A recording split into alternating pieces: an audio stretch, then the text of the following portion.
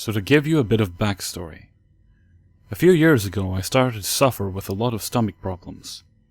Fast forward 4 years, and it turns out I've got a stomach ulcer. Not ideal. Anyways, last summer I had to spend a night in hospital running some tests on it. And the main hospital isn't in my town, so my boyfriend offered to drive me up. We got there quite late, probably around 9 PM. And when I arrived, the nurse mentioned my boyfriend couldn't stay. I didn't like the idea of staying alone, mainly because I hate hospitals. So he offered to stay until they kicked him out. We fell asleep and got woken up about 6 AM by one of the nurses, explaining that they'd forgotten to ask my partner to leave, and even though she didn't mind, the head nurse would be on her way shortly to do her morning rounds, and I shouldn't have had a visitor in my room. So my boyfriend offered to go down to the car for a few hours to sleep more, and once they'd finished the tests, they'd let me go. Anyways, this is where it got weird. About 5 minutes into him leaving, this random guy walks into my room and sits down, telling me the nurses asked him to come in here. I know it sounds stupid, but I guess I was in shock for a few minutes because I sort of believed him. Then I started probing him, and his answer was the same. He was asked to sit in here. By now my fight or flight kicks in. Well, sort of, and I ran into the bathroom with my phone. Don't ask why I didn't run into the corridor again. I clearly don't cope well in these situations. So I get into the bathroom and call my boyfriend, who is crazy protective of me, and tell him what's happened. He immediately makes his way back from the car. At this point, from the bathroom I can hear the guy shouting, "What's this young girl's name? What age is she?" I don't know who he's shouting to because no one is answering him. Thankfully, I can hear my boyfriend coming back into the room and asking the guy who he was. This must have startled him because he ran off down the hall. When I came out of the bathroom, I noticed my boyfriend had a horrified look on his face. What I should have also mentioned is that I wear contacts, but had taken them out before falling asleep. So between not having full sight, and in my panic, I'd missed that the man's hands, feet, and or clothes had blood on them, because he'd left a trail of blood across the floor, across the wall, and onto the chair he was sat on. At this point I went down the hall to the nurse's station, still a little in shock, and explained what happened. Right away someone came up to clean the mess, but again they asked my boyfriend to leave, something he wasn't exactly happy about. The nurses were clearly trying to keep me calm as they tried to make light of it, but I knew something wasn't right, and at this stage I've realized the guy is actually keeping a close eye in my room because no sooner had my boyfriend left, the man walked back in, closed the door, and began walking towards me, sitting on the bed. Thankfully the nurse was present this time and demanded the man leave. I don't think they'd taken me too seriously until now, but finally they noticed that having a blooded man continuously trying to break into my room was shaking me, and they told me it was safer to have my boyfriend with me, as he must have been the guy's biggest deterrent. Rightly so, because for the rest of the morning, the guy kept walking past my room trying to peer through to see if my partner was still there. He eventually gave up, or was sent somewhere else. I finished my test and was allowed home. The nurses tried to tell me the guy had a head injury, which was the reason he was in the hospital, but they were obviously worried enough for my safety to let my boyfriend stay in the room. Anyways, what worries me the most is that the guy was definitely watching my room because every time my boyfriend left, he came in right away. It doesn't bear thinking about what would have happened if the nurses had kicked him out in the middle of the night. So, random bloody guy in the hospital, I don't know what you wanted, but let's not meet.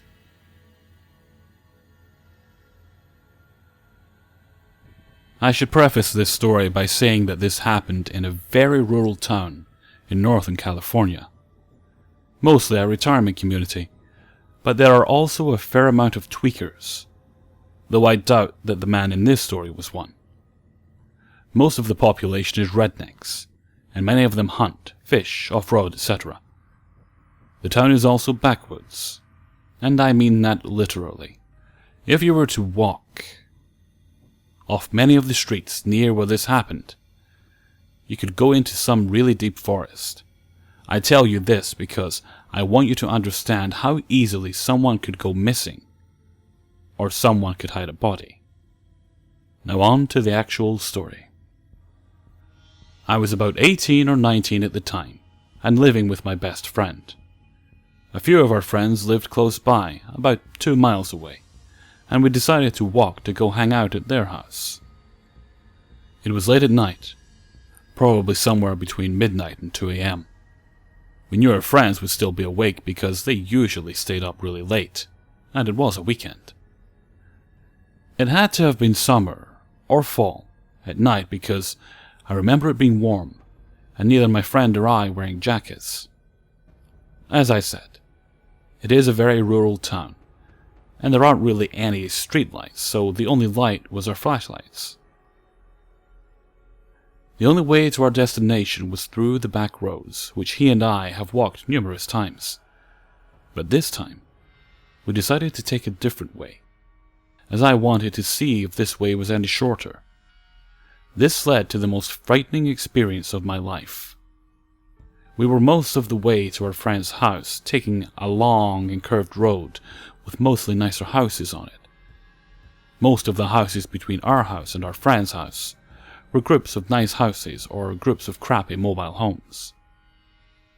My friend was about 3 feet in front of me as we walked. We had been talking, and at this point there was a break in the conversation. It was pretty dark that night, but not pitch black.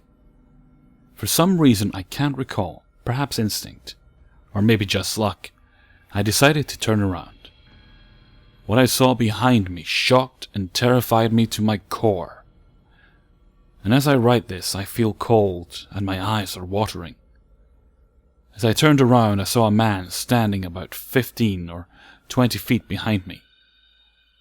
That alone would be a little scary, as it was late at night. However, what this man was wearing is what truly scares me. The man standing behind me was wearing full body camouflage and night vision goggles. He was clad in a camo hoodie shirt of some kind, a big belt that almost looked like Batman's utility belt or something, camo pants with knee pads, boots, and either black or brown gloves. The night vision goggles were what creeped me out the most though. They weren't exactly glowing green like in the movies and video games, but I could see the green of them. He was not thin or fat, and might have been muscular under the costume, but I could not tell. I have been fairly tall my whole life. I am 6'3", and this man was clearly taller than me by at least a few inches. I processed this all very quickly, as adrenaline had kicked in at this point. I turned around fairly quickly, as I did not want this man to know that I had seen him. Now, as I said, I am fairly tall, though I am also quite skinny. However, my friend that was in front of me was about as tall as me, but much stockier. He is not someone that you would want to fight, even though he has no martial arts training, and isn't that fit. I thought that I did not want a confrontation with this camouflage man, though, because he was clearly prepared for something. I'm not sure how long he had been following us, but I'm sure I had not heard him sneak upon us. The gear he had on was clearly expensive, and I hoped that he had bought what he was wearing for hunting, and not for whatever the fuck he was doing now. If he had just been some random tweaker or something, I would have just warned my friend and ran. But I think that this man would have caught at least me. I have no idea why this man was following us, if it was to fuck with us, but I think it was something more sinister. If he had not been dressed in the gear, I would have assumed he was just some paranoid guy that didn't trust teenagers walking by his house. But he had to have been wearing the outfit, and then decided to follow us. Being that he had the suit and the belt, I assumed that he must have some sort of weapon of some kind. Though it was dark, so I didn't actually see him with one. I leaned over slightly and whispered into my friend's ear, "Do you see that guy behind us?" He whispered back, "Yeah," I replied. "Walk faster." Because we were halfway around the bend of the road, and after that bend was about 1/4 of a mile of straight road to our friend's street. Thankfully my friend complied, and we walked at a quicker pace. I recently talked to my friend about this incident, and he says that he had also seen him but didn't want to say anything in case the guy heard. I decided to chance a quick look back at the man, but made it look like I was just looking around everywhere. And I looked everywhere around me. He was still following us, but I didn't look long enough to see if he had picked up the pace. He had to have, though, because he was the same distance as he was before, if not closer. We finally made it to where the street turned to the straight road. And it also has a lot more traffic, but I doubted that a car would drive by this late. As soon as we got to the straight road, I told my friend to run, and we both took off at full speed and ran all the way to our friend's house. We practically fall over each other getting inside. And then we quickly turned and locked the door. I frantically told my friends what had happened, and they tried to calm me down. I wanted to call the police, but one of them told me that the cops in this town were shitty and probably wouldn't do anything because the man hadn't actually done anything to us. And I wasn't sure which house he had come out of. I agreed with him even though I didn't really like this guy, and he was just a friend of my friend's. At the time, not calling the police made sense to me, but thinking back on it, he probably didn't want cops around because he was 20 and his girlfriend was like 16. Part of why I didn't like him. I stayed up for a few hours at the house, being paranoid and hoping that no one would knock at the door or anything. Dawn came, and I finally fell asleep for a while. We called my best friend's mom and she drove us back to his house. And once we got back to our house, I didn't want to alarm her as she was very protective and fairly sensitive. I never walked back to that house that late again, and certainly never walked by those houses again. After that incident, I carried a pocket knife with me when I walked places, even in the day. I moved a few months later, and thankfully never saw that man again. I've checked missing persons for any in that area, and there haven't been any reported, so I don't really regret not filing a report.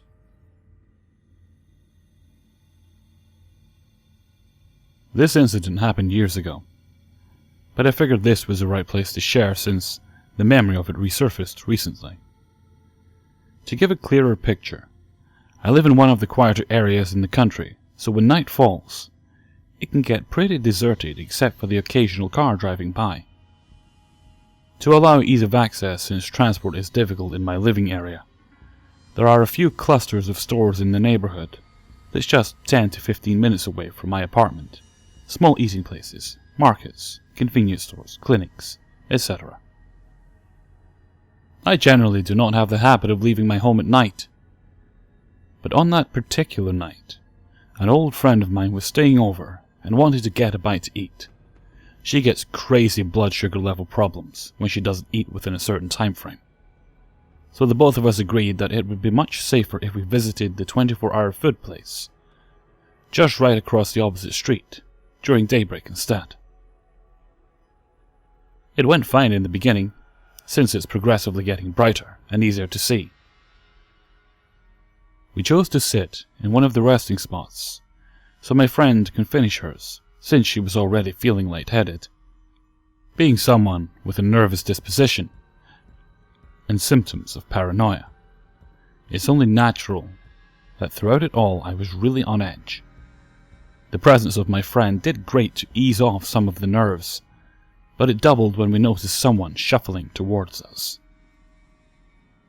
It isn't any surprise to occasionally see people around the city in the early hours, on account that there are 24-hour stores nearby. But the fact that the man was staring straight at us the whole duration of the time he took to walk to the open court has me spooked already. It was a straight-up stare. He didn't look away at all. And there was a smile on his face, but his gaze just bored right through you. He wasn't carrying anything, so he couldn't have been shopping. And he chose a seat near our table despite the fact that there were so many empty spaces around. At that point in time, I was already plenty nervous and wanted to leave. But being the fearless and sometimes occasionally infuriating friend that she is, my friend did not appear to share my sentiments. That was when the question started. The man began asking us questions that grew from harmless to probing. He wanted to know how old we are, where we're from, where we lived, if we wanted to come walk around with him. He also offered a lot of compliments, telling us how smooth our hairs were, how pretty we looked, how we had long legs and nice-looking waists, etc. Even my friend telling him plainly to fuck off and leave us alone doesn't help. She was flat out insulting him in the harshest way possible, while I froze up from an internal panic. I understood in that very moment that we were in a dangerous situation. The slime ball has the cheek to wheedle and complain that he just wanted to be friends with you girls, that we shouldn't be bitchy to him because he just wanted to give us a good time. It took me a while because I tend to shut down in confrontational situations. But the whole exchange was making me sicker and sicker. I was shaking, my hands freezing, with nerves and wanting to puke. But I managed to stand and drag my friend away to the closest convenience store, to hide as quickly as I can. From young, my parents have always stressed that it's important to get yourself into a safer public place and call for help if you think you're in danger, so that was an instinct. I'll admit I was at a loss of what to do. I just knew we needed to get away, and we needed to get to someplace safe. The convenience store was the closest, and even while we were speed walking away, we could still hear the man hollering at us not to leave, that he was just lonely and needed company. We stayed inside for a good long while before we decided to head back to my home. And if my bowels were any weaker, I would have shit myself when my friend mumbles to me that she sees the same man shadowing us. For someone who has irrational worries about being followed home, murdered and worse all the time, even when unprovoked, that was a literal nightmare. I wanted to cry. I wanted to scream. I felt like I was going to die because I couldn't breathe. And I eventually did scream when we still couldn't shake him off, after doing loops around the places that were still open. I don't remember what I said, and I don't remember much after that. I don't really know why, but I think I shut down or something like that. But the gist of what happened, based on my friend's account, was that I started crying and screaming for the man to leave us alone repeatedly. She couldn't make out what I was saying, because I was hysterical, but she said I was loud enough to send the convenience store staff and a few of the vendors manning the 24-hour food places running over, and that the man fled when they did. Unfortunately, the man was never caught. I shudder to think what would have happened if he followed us all the way back to my home. Hey everyone, Hellfreezer here, and thank you very much for watching episode 32. Thank you for all your kind words and feedback on the last video. I appreciate it. I'll have another paranormal video for you this Friday. Some really good stories this week. One's a two-parter, but we'll count that as one story, as it's from the same person and part of the same experience. I should have a little more time to myself next week, so hopefully I'll have some extra stuff up for you, and I'll continue working on my little project. So until next time, thank you very much for listening, and take very good care of yourselves.